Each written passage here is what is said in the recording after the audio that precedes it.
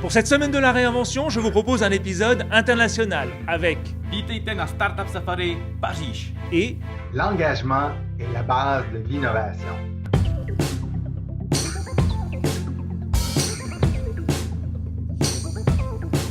Ou encore, comme on dit au Québec, les bottines doivent suivre les babines. s'il y a bien un sujet que je traite en pointillé dans chaque Innovation Weekly, c'est celui de la réinvention. Et ça a été le thème de la semaine. Ça a commencé avec l'interview sur Europe 1 de Guillaume Pépi, qui s'est insurgé contre le cheminot bashing et qui a dit Aujourd'hui, il s'agit de réformer la SNCF parce que le monde change et que la SNCF doit changer. Moi, je pense même que pour que la SNCF reste elle-même, c'est-à-dire un grand service public pour les Français, il faut qu'elle se réinvente. Ensuite, Coca-Cola a annoncé que pour la première fois dans leur histoire, ils allaient sortir une boisson alcoolisée. Alors c'est pas pour la France, c'est pour le marché japonais et c'est pour entrer sur le marché très populaire des alcopop, les boissons gazifiées alcoolisées. Pour continuer, Barbie a annoncé la sortie de 17 nouvelles poupées dans sa gamme Femmes Inspirantes à l'occasion de la Journée internationale des droits de la femme, qui est le 8 mars. Attention, ne nous trompons pas, c'est bien la Journée des droits de la femme et pas la Journée des femmes. Les 3 premières femmes à être honorées sont Emilia Earhart, Frida Kahlo et Katherine Johnson. D'autres femmes plus vivantes sont également au programme. Et pour finir, Pizza Hut a annoncé avoir créé 64 paires de chaussures appelées les P-Tops 2, qui sont des chaussures connectées et qui vous permettent de commander une pizza en appuyant sur un bouton qui est situé sur la languette à l'avant.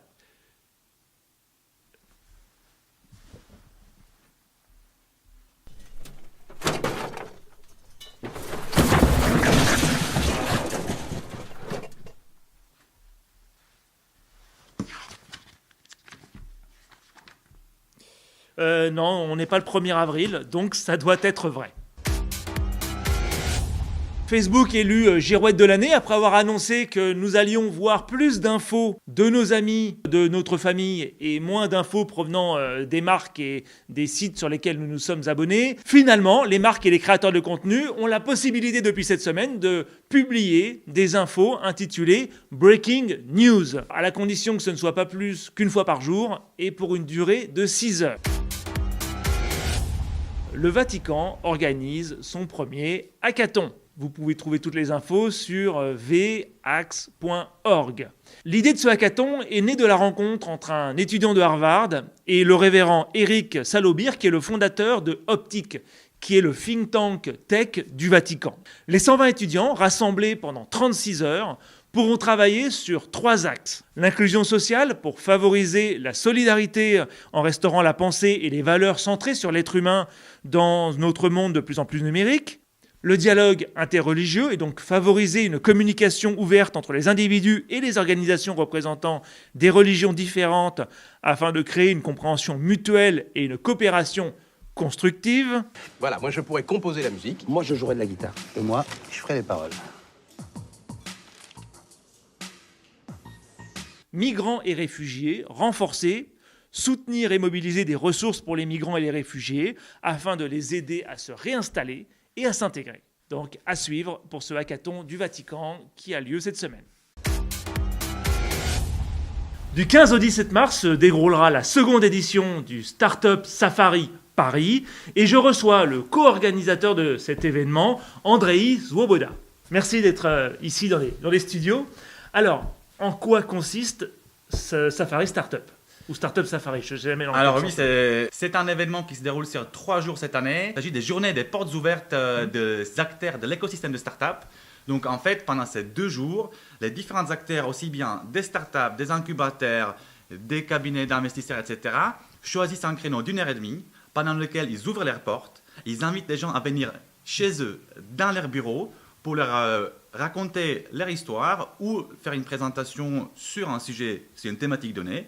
Les gens se baladent comme ça, d'un Paris, d'un endroit à l'autre, pour visiter les locaux et apprendre de nouvelles choses sur les startups et leur écosystème. Combien de startups cette année ? Alors cette année, on va être autour de 45 startups. Le programme, la première version est déjà en ligne, mais il y aura encore quelques nouveautés qui vont venir dans les jours à venir. D'accord, très bien. Et quels sont les sujets qui vont être abordés par ces startups? C'est leur histoire. C'est vraiment raconter comment, d'une idée, ils sont arrivés à une startup à succès. C'était quoi les échecs, c'était quoi les succès, comment il fallait faire par exemple pour lever des fonds, c'est quoi leur stratégie pour la suite, etc. 90% des acteurs, des startups qui ouvrent leurs portes, recrutent aussi. Donc, c'est une opportunité effectivement de trouver un emploi. Et donc, une partie de la présentation va être aussi certainement sur les opportunités de stage ou d'emploi dans ces startups. Cette année, c'est une nouveauté par rapport à l'année dernière. On va faire ce qu'on va appeler Safari Hub. Donc, notre hub va être situé au Labo 6, qui est un espace de coworking géré par la Maison des initiatives étudiantes, au 76 bis rue de Rennes.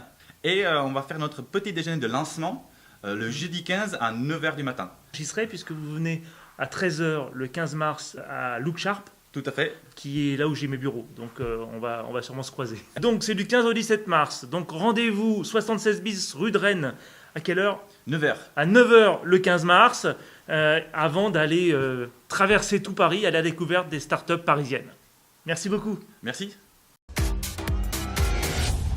Dans la rubrique à suivre, il y a un mouvement de fond, pour ne pas parler d'un raz-de-marée, qui est en train de se passer en marge des protestations des plus jeunes pour un meilleur contrôle des armes, qui concerne l'utilisation et le comportement des réseaux sociaux. L'humain fait son grand retour dans la tech. En voici 3 exemples. Le premier avec Dear Tech People, chère personne de la tech, qui distribue des labels concernant la diversité et la parité des entreprises. Ils ont analysé les comptes LinkedIn de 100 grandes entreprises de la tech pour en identifier par rapport à LinkedIn, donc attention, ce n'est pas la réalité, le pourcentage homme-femme et le pourcentage en fonction de l'origine des collaborateurs. Résultat, pas mal de clichés quand même. Prenons par exemple Replicon, qui est une société de développement de logiciels qui a été fondée par 2 Indiens et qui, comme de par hasard, emploie plus de 70% d'Asiatiques. Et regardons également les entreprises dans lesquelles il y a le plus de femmes et vous allez trouver des sites de e-commerce, de mode et de beauté, avec heureusement des exceptions comme par exemple Flexport, qui est une société de logistique. La seconde initiative arrive la même semaine où Wired sort un article assez sanglant sur Facebook et où l'on apprend que le temps passé sur Facebook a baissé de 11% depuis le mois de novembre dernier. Bon, en même temps, il a augmenté de 70% sur YouTube. Et c'est lors de cette même semaine qu'un groupe constitué d'anciens salariés de Facebook et de Google s'est décidé à lancer son lobby appelé Center for Human Technology. Attention, le E de human est très important. En français, ça ne se traduit pas que par humain. Ça peut se traduire également par humanité, ce qui signifierait que ce lobby s'appelle le Centre pour des technologies pleines d'humanité. Cette coalition de repentis a accompagné la création de ce lobby avec une campagne de pub destinée à mettre la pression sur les entreprises de la tech pour rendre leurs logiciels ou leurs apps moins addictives. Cette campagne, intitulée Truth About Tech, la vérité à propos des technologies, est financée à hauteur de 7 millions de dollars en achat d'espace par l'entreprise Common Sense Media, qui s'occupe notamment d'analyser les effets des réseaux sociaux sur les plus jeunes. La dernière initiative de la semaine vient de Chris Hughes. Chris Hughes était l'un des cofondateurs de Facebook et accessoirement le coloc de Zuckerberg. Son job au moment du lancement de Facebook était d'être le visage sympathique, l'interface avec le public pendant que Zuckerberg pianotait. Il partira en 2007 en empochant un chèque de 500 millions de dollars et il publie cette semaine un livre. Dans ce livre, il reconnaît lui-même avoir touché une somme d'argent absolument faramineuse par rapport aux efforts qu'il avait fournis. D'ailleurs, il le dit lui-même, c'est un peu comme avoir gagné à la loterie. Et c'est pour ça qu'il propose, et là nous y revenons, de créer un revenu de base. Ce que propose Hughes, ce n'est pas un revenu universel de base, ce n'est pas non plus de faire une expérience via un financement participatif comme est en train de le faire les Verts. Lui, ce qu'il propose, c'est un bonus et pas un remplacement. Et ce bonus serait financé en taxant 1% de plus les plus riches. On y revient. Cette idée de revenu complémentaire, elle est dans l'air depuis un moment. Mais il faut reconnaître que quand c'est un politique comme Benoît Hamon qui en parle, on n'écoute pas trop. Par contre, quand c'était un milliardaire comme Elon Musk, Warren Buffett, Bill Gates ou Zuckerberg, ouais, évidemment, il ne va pas y avoir Pinault et Arnaud dans la liste, qui en parlent, là, d'un seul coup, on écoute et surtout, on attend de voir comment est-ce qu'ils vont agir au-delà des paroles. Ça y est, on a la preuve irréfutable.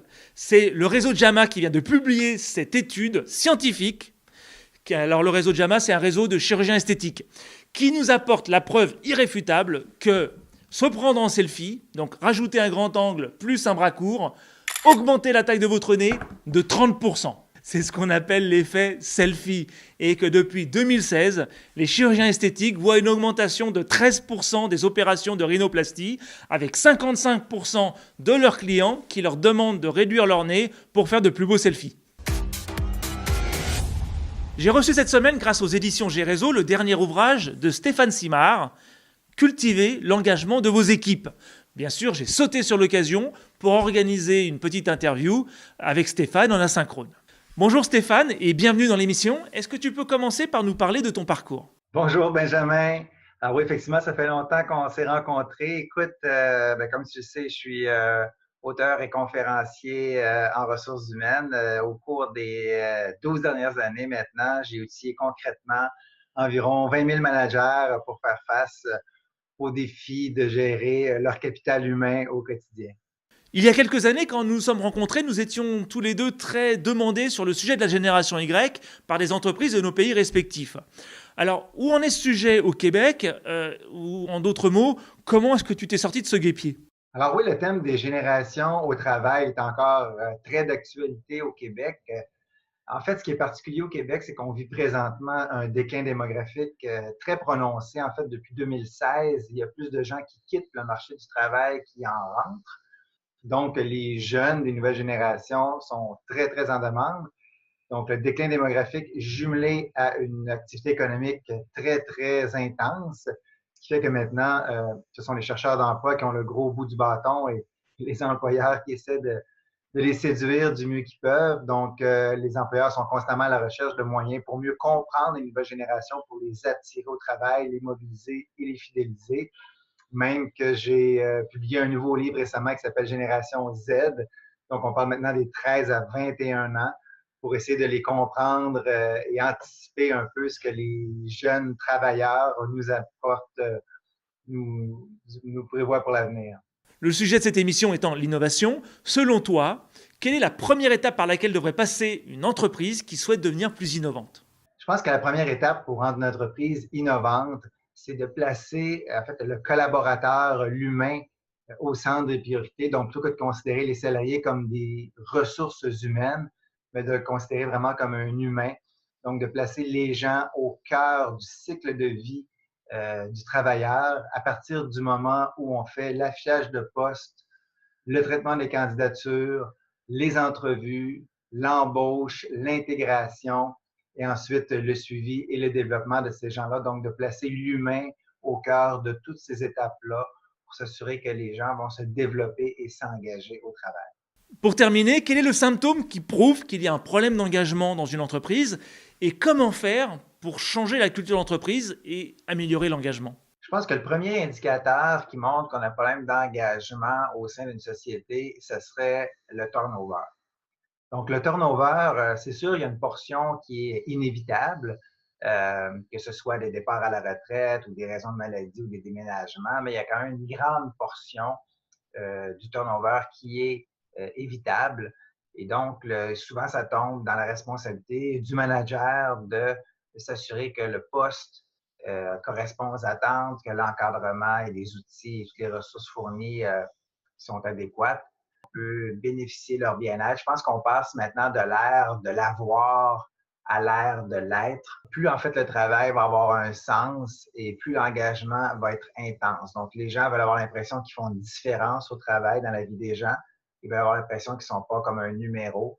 Et si on est capable de faire réaliser aux gens qu'on n'est pas une entreprise innovante juste pour le principe d'innover ou de faire des produits cool, mais on est une entreprise innovante parce qu'on veut rendre l'humain encore plus grand et meilleur. Merci beaucoup Stéphane et j'espère à bientôt sur les rives du Saint-Laurent ou de la Seine. Merci de nouveau de m'avoir suivi jusqu'ici. De nouveau, si vous souhaitez vous abonner, rien ne vous en empêche, c'est gratuit. Vous inquiétez pas, vous allez pas recevoir de pubs, de mails, de newsletters. Ah si, peut-être une newsletter quand même. Bref, abonnez-vous et je vous dis à la semaine prochaine. C'est pas mal.